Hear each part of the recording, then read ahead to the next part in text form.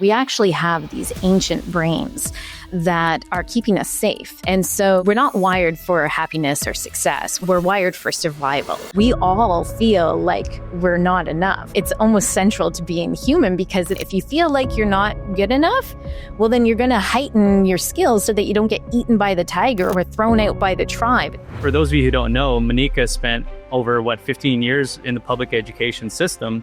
You were a teacher. We talk about tools that are really easy to use, and adults use them too. But kids, if they're equipped with this, man, it's going to change the game. If you think about a light bulb going off, you can kind of think about that. Bling! And somebody just gets the concept. When you're a teacher trying to facilitate that light bulb moment, and if you just ask a student, so what are you thinking here? A lot of the times they don't know what they're thinking. And that's really key, because that happens with a lot of us as well. We've been given this beautiful blessing, this gift of being able to actually narrate our own lives and experience things the way we want to. And because of the ancient brain, we focus on what's going to serve us best just for survival. But we have the opportunity now to flip the switch on this.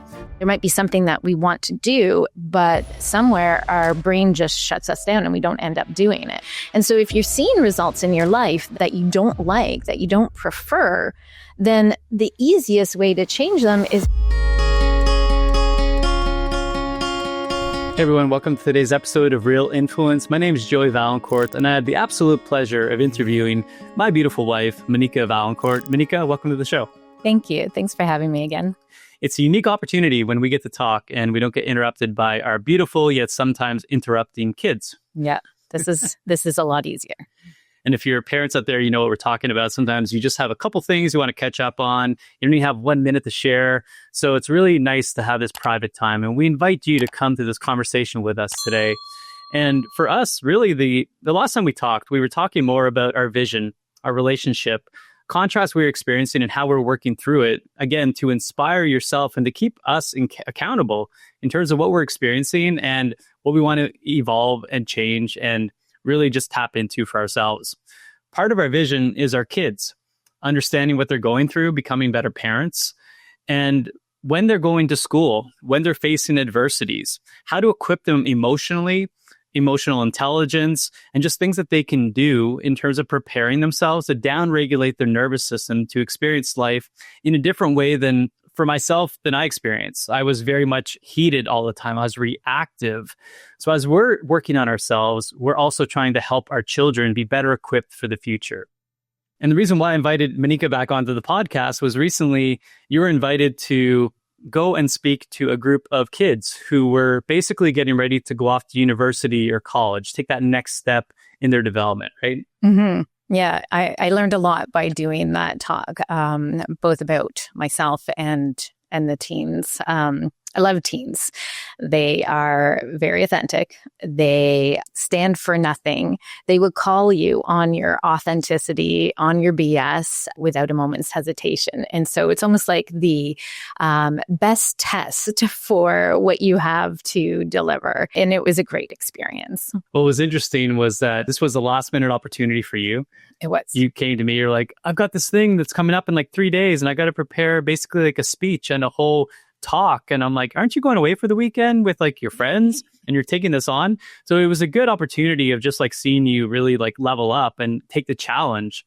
So in itself, I think it was a personal win to see you rise up to the occasion. And so many of us will feel the fear and then we'll like shy away, but like you just went right into it. So that was like on its own was a really cool win.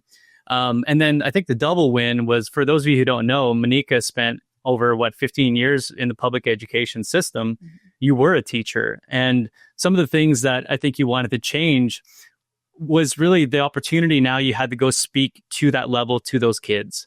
Things that you wanted to change in their mindset, things that weren't being addressed by some of the schooling systems, or just the capacity you had in the day to teach them the curriculum. You really weren't tapping into the mindset component.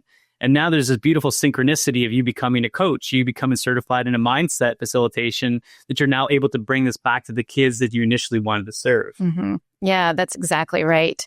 Working on my own mindset each time helps me stay accountable. And so, yeah, I wasn't the first choice for this closing keynote their original choice. She was having a baby and had to step out and decline last minute. And so again, just through a series of synchronicities, my teacher friend knew what I was doing, knew that I was into coaching, has seen my message and felt that the message would align with the group of students that she was servicing. And so reached out. And in that moment, it was fear and then excitement that maybe this is my an opportunity. Absolutely, this is an opportunity. And how do I embrace whatever that internal dialogue is that's going through to be able to overcome this, to be able to meet myself where I'm at? And I got to use some of those experiences as I was speaking to the students as well, because we all have these internal patterns, these habits, these reactions, very similar to how you said as a teen, maybe growing up, that you felt very reactive, like that fire inside of you that almost numbs out that logical thinking. We all have these kind of reactive habits. And mine was more like that fear of I can't. And what if I don't do it the right way? Or I don't know how to just do this. I feel like I'm supposed to just know how to do this. And taking risks and failing didn't feel safe to me. And so that felt like one of those challenges that it was like, okay, this is risky. Like you're speaking in front of like a cutthroat audience in a way. And you can either choose to or not to. And so in all logical reasoning, I had the ability and the capacity to.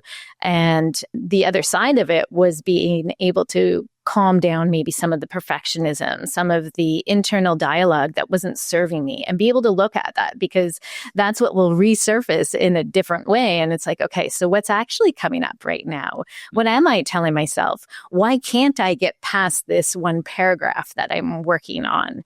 And what can I apply that I've learned to be able to overcome this? And so, for example, you were integral in this because I was stuck working on something. I'm like, why is this not working? And then it was that realization that this feeling means that I'm thinking something that's not true. This frustration means that something I'm doing is not quite working. And so I got to step back, and we've been told that being in the same situation with the same thinking, like just trying to like dig it out, being in that same mind frame isn't going to get you to solve the problem. Like if you're in the same mindset, mind frame, even physical situation as the problem, you can't solve it from there. And so I literally had to remove myself, get some fresh air, and ask for help. So asking for help is not something that I've naturally done or felt safe. I kind of always felt like I had to do it my own or figure it out myself, since it's my speech. And I don't think I'm alone in thinking that. But sure enough, as I was able to remove myself from the situation, and I've had experienced this before where I was in a challenging situation. I had to ask colleagues for help, even though I felt I was over my head in a way, or that they couldn't really help me because it was my thing, quote unquote. Every single time, though, I've been able to glean more insight, even if it was from you offering something that I was like, no, that's not quite right, but then this might be. And so it allowed me to break some of the habits that I know that can be self-sabotaging, and practice a different way of being to accomplish a goal. Yeah. I think there's like three things that stick out to me too. It's like when we last talked on one of the episodes was that we have this vision. And both of us have a similar vision. We are in alignment, but we also have our own individual visions for ourselves, how we want to grow. And one of the things you mentioned on the last vision call was like, I want more community. I want more opportunities. And so you already had the vision, but sometimes, and myself included, we have these periods where things feel like they're not happening at the right time. Like, why is nothing surfacing? There's no opportunities. But then when you leave space and you kind of work from a non-attached, detached zone while still being like aligned with the vision, things pop up. So all of a sudden, this thing that she didn't even plan for, like you weren't looking for opportunities to speak, but this just surfaced because you maintain the focus of this is what I want and this is what I'm asking for. And it gets delivered to you in beautiful new ways. The other thing that I think is important to acknowledge is what you're teaching these kids. And we're going to talk about the content and how you've actually equipped them with some new mental mindset hacks to like use no matter what they're facing, whether it's school or next evolutions of who they're becoming. You had to practice those yourself. So this isn't something like, you're the guru and you don't, you've solved everything and you're perfect. It's like, these are the contrasts that are normal. So sometimes you're best positioned to serve the person that you either were or that you're continuing to be to some level. Like we all experience these limiting beliefs, and that's okay. Some people think that because I have these limiting beliefs, I should not be poised to teach these things. And it's like, because you have these limiting beliefs, you're perfectly poised to teach these things. But I just thought it was really cool how, like, you know, your vision alignment, sometimes we get out of the like, when's it going to happen? How come it's not happening? And then these little coincidences occur. And then you have to take the calling. You have to be confident to say, yeah, I'm not fully prepared. I wish I had more time. And this might not be perfect, but I'm doing it. And most people are consistent at doing things when it's uncomfortable, and getting comfortable with that is the key to success and longevity. So I just wanted to recognize that, like, there's kind of like two folds to this whole thing you're doing. But I do want to go ahead, though. I think you're laughing at me or laughing with me. No, that absolutely resonates. And like you said, that there's two things there, like having that vision, having that goal, relaxing into it, letting go of how it's going to play out, and then leaning into taking opportunity, taking action, because that's and also another essential part of the message, especially to youth, is you have to get out there, you have to take action. And when your body is telling you no, or your mind is telling you no, well, that's when you can work with somebody and look at what the thinking is that is preventing you from doing something that you want to do. It's about that desire, and then how am I getting in my own way? Mm-hmm. And I would say I've spoken on stages a few times. I've had some experience. Nothing scares me more than speaking in front of kids. Mm-hmm. Kids, youth, because they have this unfiltered approach to their feedback. I feel more vulnerable in front of kids than I do in front of adults, because adults seem to have this filter of, like, sophistication might be the wrong word, but like they're aware of what this feedback could cause you. Kids are willing to just say anything, and you kind of have to be at their whim. So I was like, oh my gosh, you're doing that. That's even more, like, not the fact that you're not even fully prepared. You wish you had more time. It's with kids, like they could, you know, really eat us up. So that was a whole different thing. But what was the idea behind, like, the talk? Like, why were you in front of these kids? What are they anticipating that this, and I say kids, I mean, these are teenagers, these are young adults, really. What are they going into, and what are they trying to help prepare these young adults for in the next step? The whole conference was around preparing the youth for their next steps in either college or university, giving them tools and resources for their future, equipping them with knowledge, equipping them with contact people, with next steps. And so my talk was to help inspire them from tools within the mind, what they can do with their mindset and perspective that can also help them use the tools that they're learning about. And so one key thing that I kind of started with saying was that the thing I love about teaching is these light bulb moments. And if you think about a light bulb going off, you can kind of think about that bling, and somebody just gets a concept. And it's because they've taken a look at what's being presented to them, where they are in a problem, for example, and then match that with their thinking. And we do it without actually being conscious of the whole steps of it. But when you're a teacher trying to facilitate that light bulb moment, you have to get at what their thinking is. And if you just ask a student, so what are you thinking here? A lot of the times they don't know what they're thinking. And that's really key, because that happens with a lot of us as well. There might be something that we want to do and we know that we should do it, but somewhere our brain just shuts us down and we don't end up doing it. And if you ask any individual, well, what were you thinking there? I don't know. A lot of times we don't know until that thinking becomes more conscious. And so I found parallels between that, and everybody knows about that light bulb moment. And so if we can kind of relate that to, you know, you want something to happen, but you might get in your own way, or there might be something that is still holding you back. If you can connect those two ideas about what it actually is that's holding you back, what it is about the quality of your thinking, that's where the light bulb moment comes on, and like, okay, this is how I operate. This is what I'm saying to myself. This is what I'm doing. This is what I'm filtering from the world and looking at the world in this specific way. Yeah. And one of the things that comes to mind for me is I've often asked this question on podcasts, like, what's the number one skill set that you'd recommend developing at an early age? A lot of people will say sales. A lot of people will have different versions of like sales or business. For me, I think it's self-awareness. It's understanding and being able to look at your narrative, how you're telling your stories, and being aware of your weaknesses or your perceived weaknesses that could also be opportunities. So for me, that's the number one thing. And what you're saying is that some of these kids have their stories, their narratives, their thoughts that they're looking at what's coming in their life. And again, we could talk about, maybe we should unpack a little bit of like what those things might be. But two kids could experience the same thing and they could both read into it differently. One could be really excited about going to college, meeting new friends, taking the next steps in their career, getting a job, having a family, whatever the case is, because they've built that vision. They've had that narrative built into them through confidence, through their surroundings, through the community. And other kids who haven't had that narrative could think of it as a really daunting task. It's not going to be fun. I'm not going to make friends. But yet nothing's changed. The circumstance is the same. They're both just going to school. Black and white. That's the truth, right? So what are some things that some of the kids might be experiencing or that you've heard, their experiences that they're worried about? Yeah, that's a really great question. Everybody's experience is different. But when we're afraid of something or our behaviors don't match what we desire, there's some sort of primitive need that's not being met in that moment, or a primitive fear that's driving the brain. And so we actually have these ancient brains that are keeping us safe. And so we're not wired for happiness or success. We're wired for survival.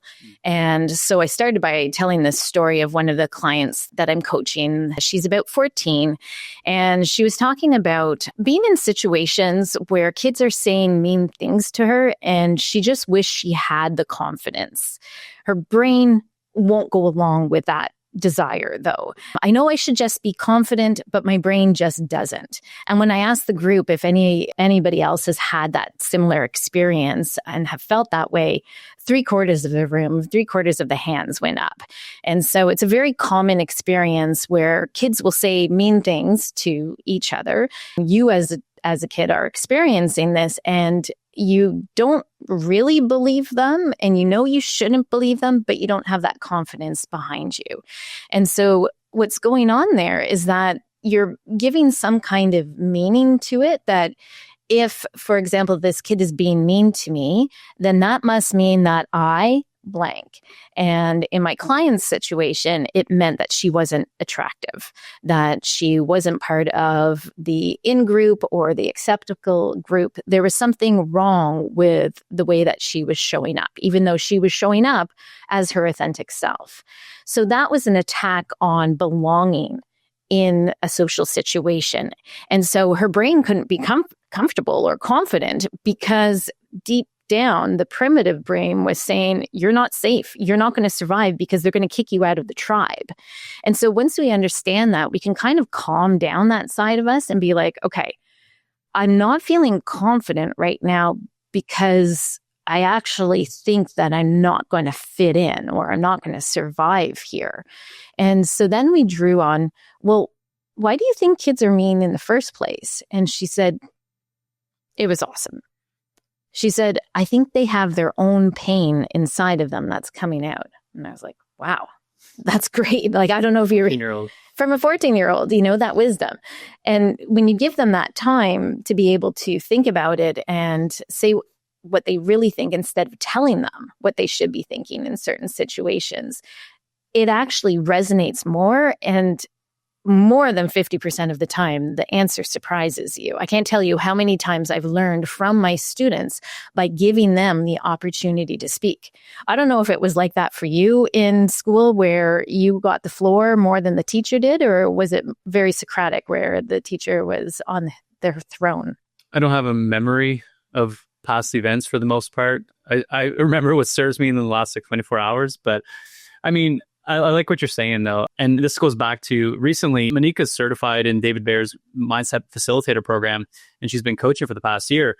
And recently I enrolled in it because I wanted to become a better communicator for podcasting, for leading teams, for leading my family, and just in relationships in general. One of the big things is oftentimes we want to give people answers. But when you give someone an answer, it might be a really good answer to you, But if it's not their answer, it's not going to resonate with them. So it's important, I think, especially with kids, is prompting them so they come up with their own solutions, which oftentimes are very unique and it's authentic to what they believe, which is way more powerful. Even if it's not what you wanted to give them as an answer, triggering that curiosity in them, getting them to think for themselves. Even what you mentioned about the fact that sometimes you say like, why did you do that? Or what were you thinking? And most kids go, I don't know, because they never have a chance. And there's a certain primitive block, I think, that happens with all of us where it's like we just go blank. But if you were to sit with that question for a little while and let it unfold, you will actually come up with a thought. There is a thought behind why you act. There's a feeling associated to it. And we maybe can dive into that a little bit later when we talk about tools that parents can use with their kids that are really easy to use. And adults use them too. But kids, if they're equipped with this, man, it's going to change the game. So I don't remember if people gave me space. I mean, my parents were amazing parents.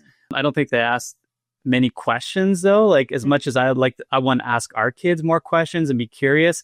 And it's hard whenever you're in the moment, you're just like, just stop doing it versus like, why are you doing that? What are you feeling right now? And you're like, just put the thing down, stop kicking your brother.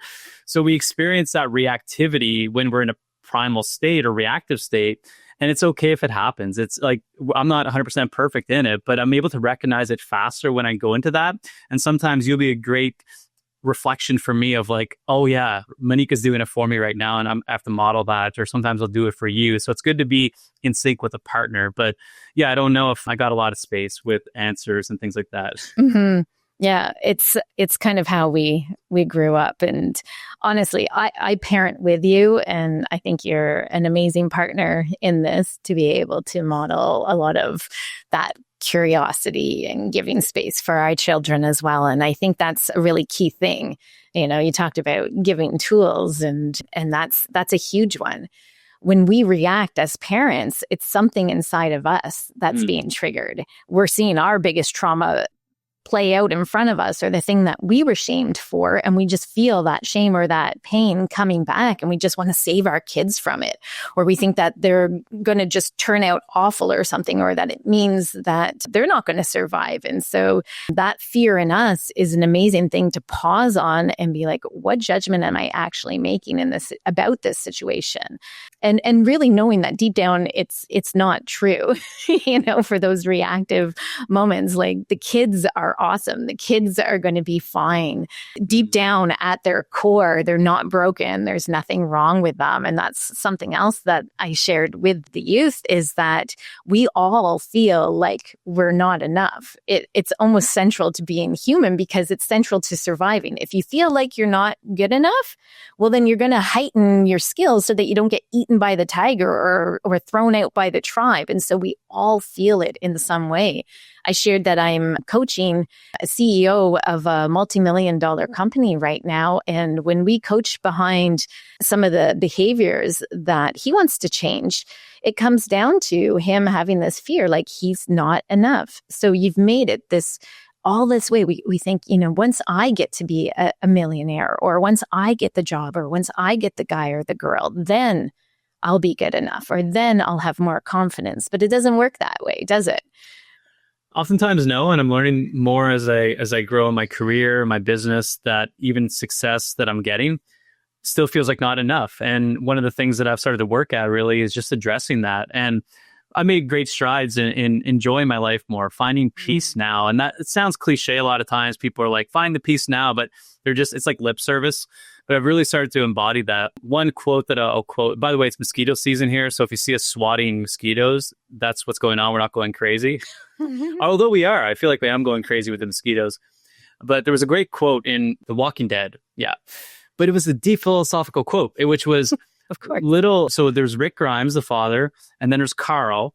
And Carl asked his dad, or he told his dad, he said, Dad, your job is not to protect me. Your job, and a father's job for their kids, is just to love them. And that hit me, because I'm like, no, you have to protect your kids. I mean, love is protection. Like, you know, loving somebody is protection, but you don't have to shelter them. You don't have to think for them. You don't have to solve all the problems, because in fact, that's not loving them. That's controlling them. And being a reformed control freak myself, I could really relate to that. So I just thought that was a good segue to the next question, which is, when we're talking about practical tools that, a kid can use, or a young adult or an adult in their life when they're experiencing something, you can choose whatever tool, but I think that the 5 primary drivers, I'm still new to the methodologies in terms of like how to implement them. So you could probably say way better than I can. Why don't we just run through like how a mind works in terms of what the initial belief is and how that has like a domino effect that just continues to reinforce it, and you can't escape the perpetual loop. Absolutely. And this was something that we ran through during the session as well with the youth, and they seemed to get it. When I said, how many of you after this day where you've been given all of these tools and resources, the numbers to call, the people to reach out to, still feel some reservation about succeeding at college or university? And almost all the hands went up. And so the more that we give doesn't mean the more confident that we are, because we still have these deep down hidden beliefs that, what if I don't find my group? Like, what if I don't fit in?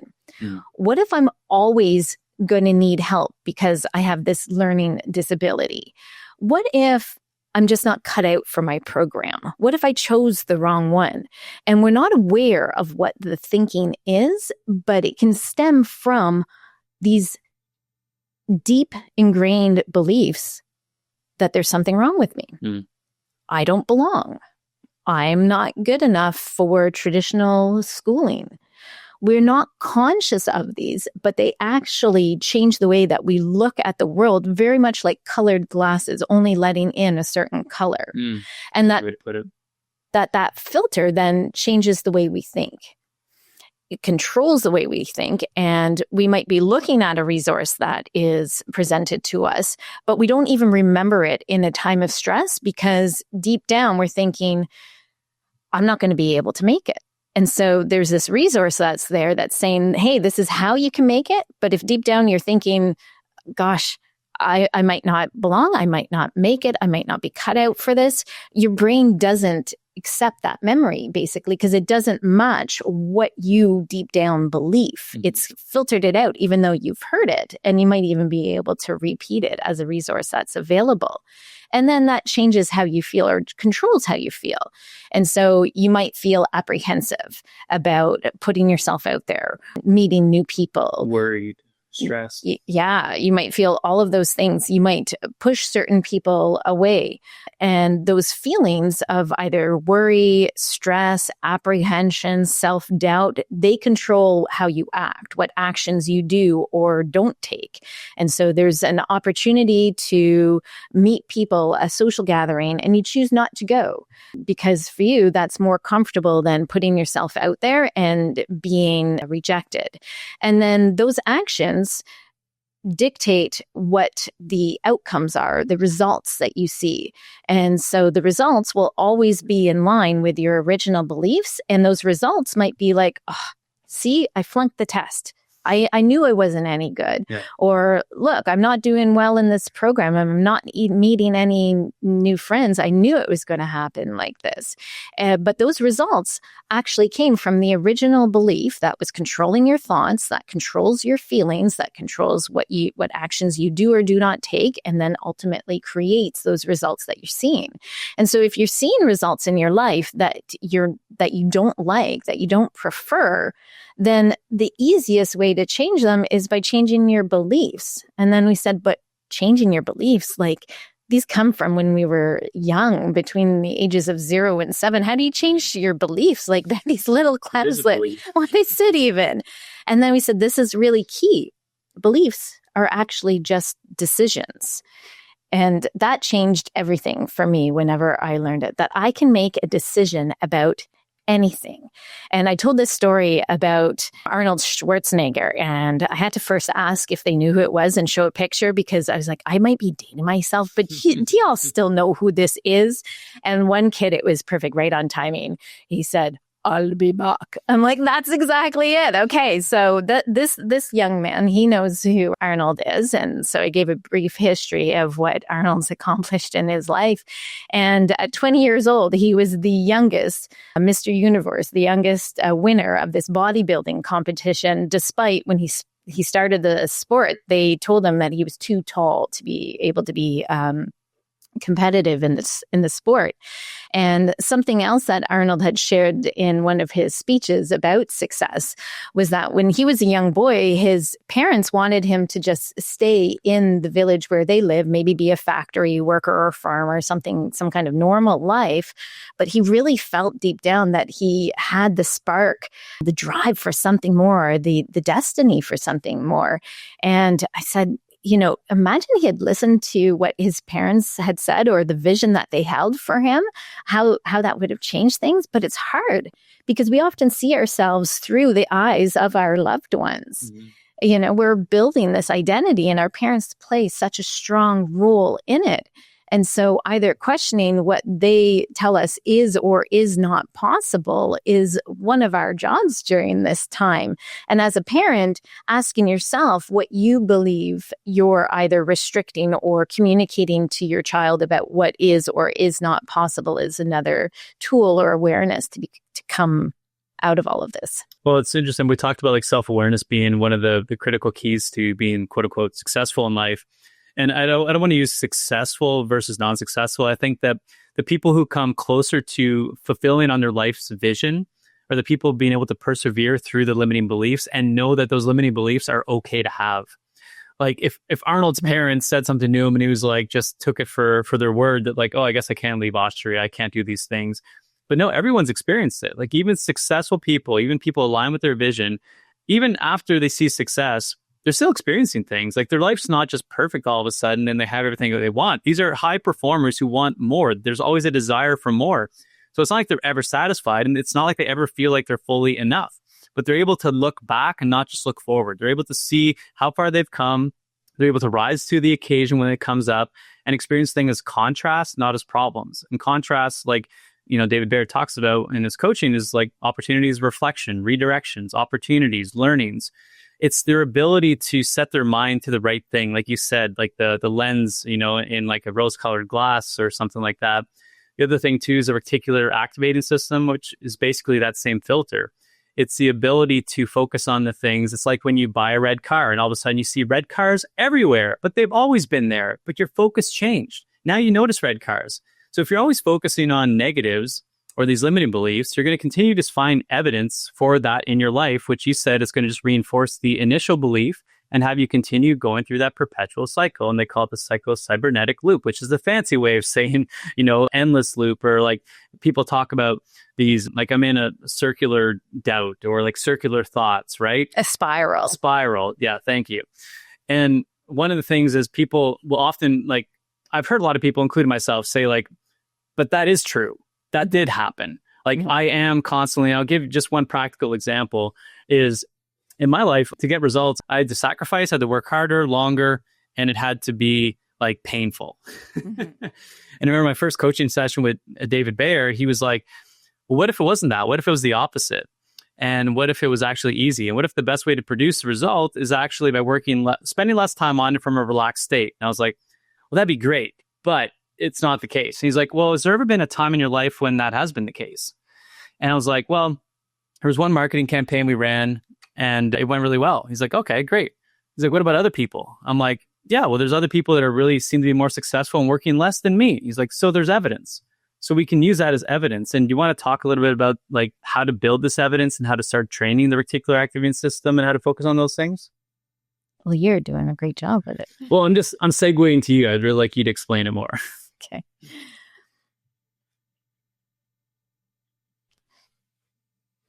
Okay, so I'll give you an example from one of the teenage clients that I'm coaching. And so she had this desire to be confident in situations where kids were being mean to her, in situations where she knew she just should be confident, but her brain wouldn't do so. And so in that moment, she's making a decision that she would like to be confident in that situation. And so we started by talking about, okay, that's great. You know why kids are mean to you, that they have their own pain. So it has nothing to do with you. What does it mean to you if those things that they did say about you were true? What meaning would you give that? And so she came with that not attractive, that I don't belong. And I said, okay, so that's a belief that you have about yourself. Is it true? Is it possible that the flip side of that could be true? And she said, well, that's what I know. I know I belong. I have lots of friends and I love playing my sports and have the friends on my team, and the features about myself that I don't like. I'm like, yes, what about those? She's like, I know that they're strengths in a way. And I encouraged her. I'm like, yeah, and you're going to find that partner that's going to love those parts of you, see those as strong, healthy parts of you. But accepting that part of you first is that key. So what if we could make a decision that all of the parts of you make you who you are, and that this world doesn't need another whatever is being shown on social media and is what these kids' version of normal is that they're now comparing maybe you against, but that they authentically need you. She said, yeah, okay, that's great. So we make this new decision around her being authentically her and showing up as that is the new belief. And then let's collect some evidence about that. When have you felt confident before in a situation that was scary, that you felt maybe that you didn't belong or that you weren't the one there? Almost right away, she came up with a situation where she had to introduce this top medal Olympic athlete. And she was chosen because she's into athletics and excels at it. And she was standing on stage and she was almost shaking. Like all of the terror of having to speak in front of her peers was going through her head. And I said, and what did the confidence feel like? She's like, I just knew I had to do it. And I said, did you have to do it or did you want to do it? And she's like, oh, I wanted to do it. I'm like, absolutely. And so you come back to that desire. Who do I want to be? I want to be the person that stands up on stage with Olympic athletes and introduces them. Maybe we'll be one of them. I want to be the person that is confident in front of rejection or name calling or snide remarks. And that doesn't happen in the future. That happens now. So what is one tiny step that you can take now to be that person? And so maybe it is imagining that situation and then imagining what you would say in that situation that still makes you feel proud. Maybe it is standing up for one person or reaching out to one person that maybe said a mean thing or something that you didn't like, and maybe texting them something that you do prefer. One small thing that moves you towards that person that you now have a vision for. I am the person that goes up on stage, that inspires others, that introduces the Olympic athletes, that becomes an Olympic athlete. But it starts today. And so that was really key with the students as well, is that we all have these fears for the future of not being enough, of not making it in school. But what if there was no problems? What if there was no failure? I said, the bigger your dreams are, the more you're going to fail. I said, I'm going to say that again. The bigger your dreams are, the more that you want, the more that you're going to fall flat on your face, embarrassing fail. Why? And they got it right away. They said, that's how you learn. I said, absolutely. If you don't fail, if you don't make a mistake, you're not learning. Like if somebody teaches you something and you don't make any mistakes, you haven't learned anything. And so they were kind of getting it that we have to be comfortable with failure and that there's these hard things that we do. So what about those hard things? Well, we can either look at them as hard things, like speaking up on stage. And I use that example with them. Like me coming up here is challenging. It's hard. But these hard things help us get stronger in this area, help us do more hard things. And so it's actually about not stopping to do the hard things. Like going out to do the cold plunge, yeah, that's hard. I don't do it just for the health benefits. I do it so I can do more hard things. And that's one of the greatest things about kids is that I find my kids, they really inspire me to do hard things because I don't want to let them down.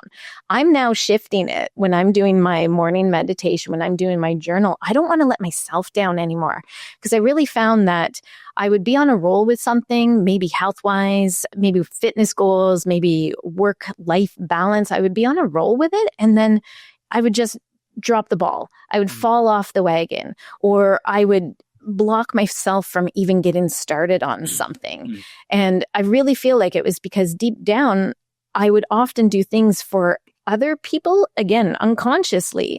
But until I could look at myself and say, you know what, I want to be the person who does this for me. I want to do hard things for me. Yes, for my kids. Yes, for having a healthy life. But it's for me deep down. I want to be a great mother. I want to be a healthy person and have a great life. I want to go on adventures. I want to be strong and dynamic and able to be able to say yes to the exciting adventures. And so it became about the person that I want to become for me. And that's what I challenged the students. I'm like, people are going to hand you definitions of who you should be based on your height, based on your gender, based on the way that you're dressed, based on your abilities or your disabilities. They will keep handing you these invisible rules, and it's your job to question them. Whose rules, what rules are you living your life by, making your choices by? And what rules do you want to choose for yourself based on the person that you want to be? And then what's one teeny tiny thing, a choice that you can do today to start becoming that person now? Don't wait until you are that person or until you have that fancy car or you have that girl or that guy. What can you do now to be able to be that person? Love it. There's a lot of gold shared there. The idea that there's even perceived failure, it's how you look at it. You know, if you look at it, everything like, think about Michael Jordan, how many shots he had to take. Did he sink every single shot in his practice? No, but it's consistency. It's the willingness to move forward and progressively get better and not limit yourself in terms of like, oh, I'm not getting better today. It's like, no, there's a long path here and you've gotten better. We have to look backwards as well as forwards. And a lot of us just focus on how far we have to go, not how far we've come. I want to just unpack it too. Like tactically, I think there's two things that I'm picking up here. There's the first thing with parents.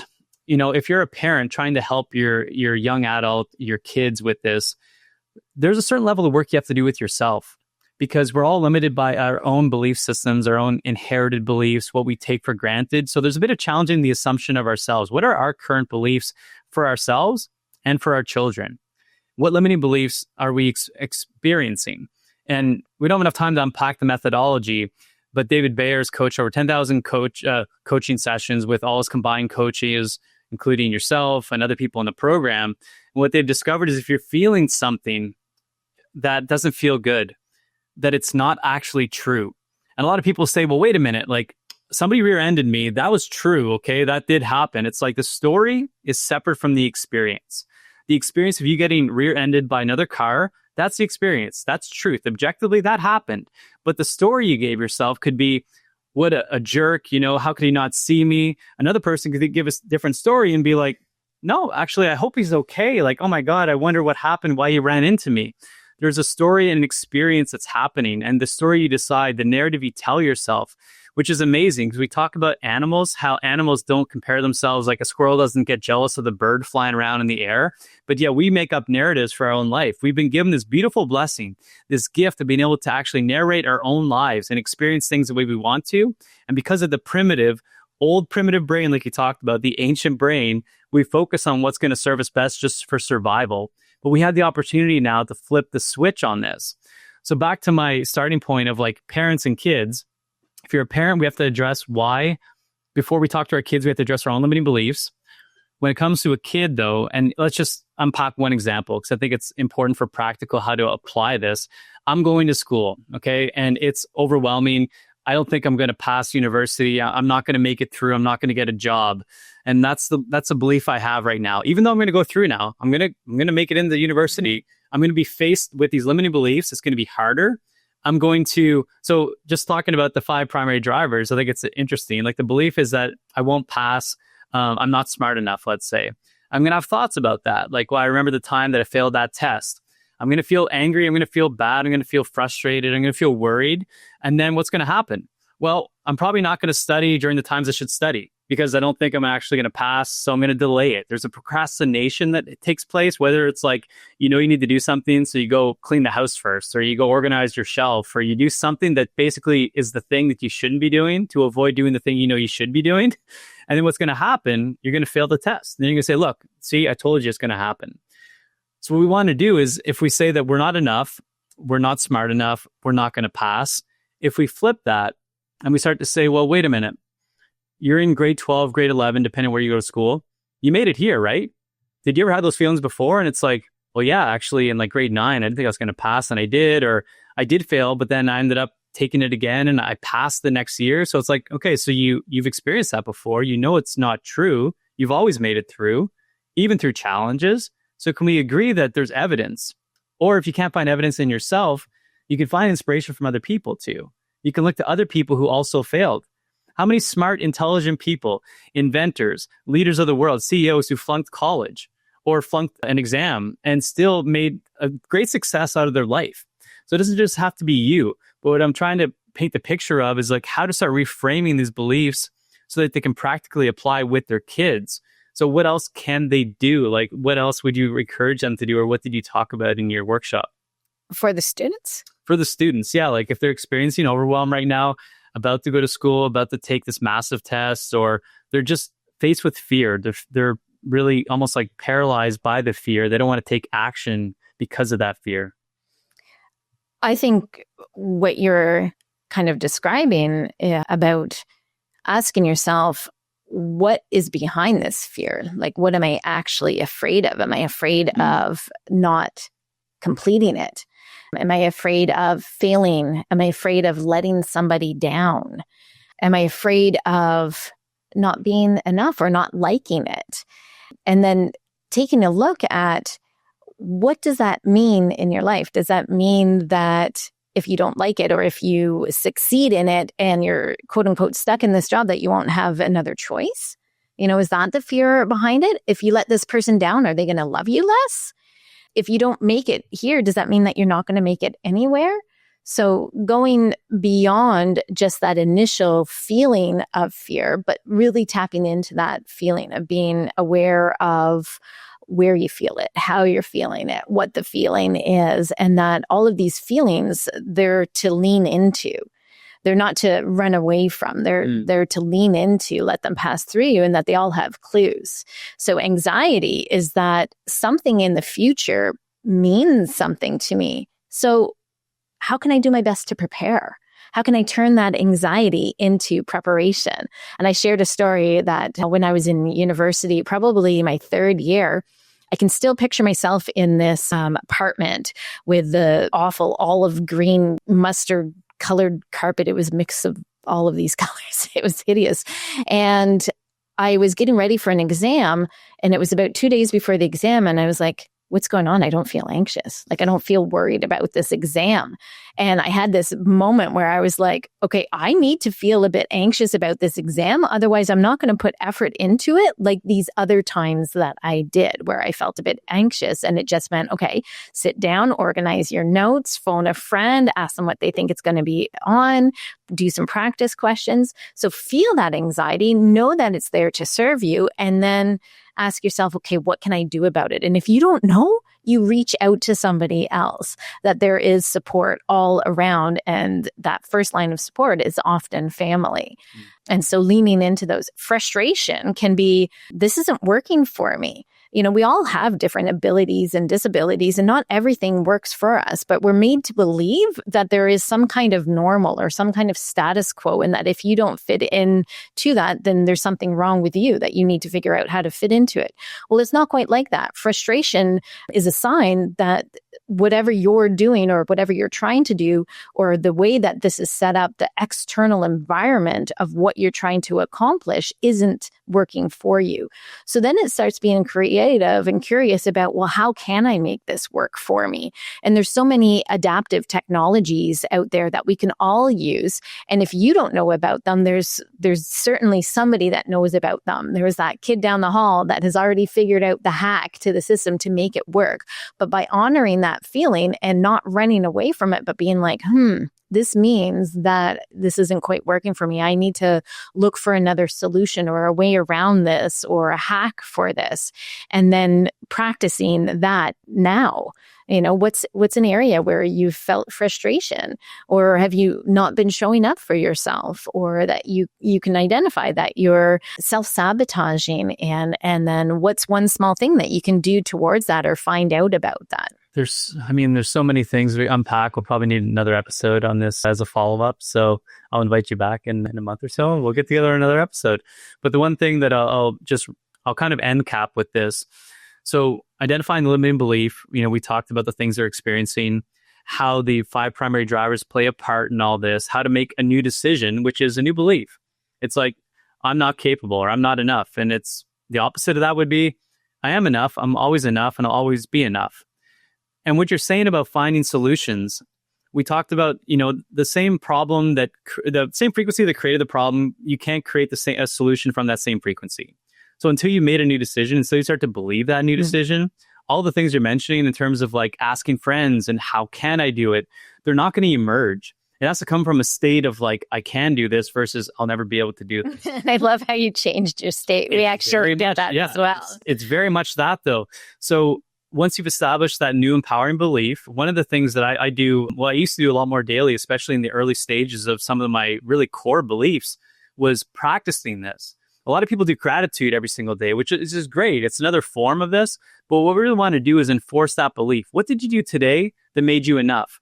Like today, I got my kids up. We made them breakfast. I am enough. Like they were happy. They loved me. Today, I had great meetings. Today, I had a great podcast with my partner. Find evidence for it, because you need to start to train your brain to focus on the right things. If not, you're going to continue to notice the things that are reinforcing the old belief. And it's a really simple thing. It's like 5 minutes in the morning, 5 minutes at night, recap your day, focus on what were the wins related to this new belief, and ignore the rest of the things, because there's always going to be little things coming up. We want to not focus on those though. We're going to build the evidence for this new belief.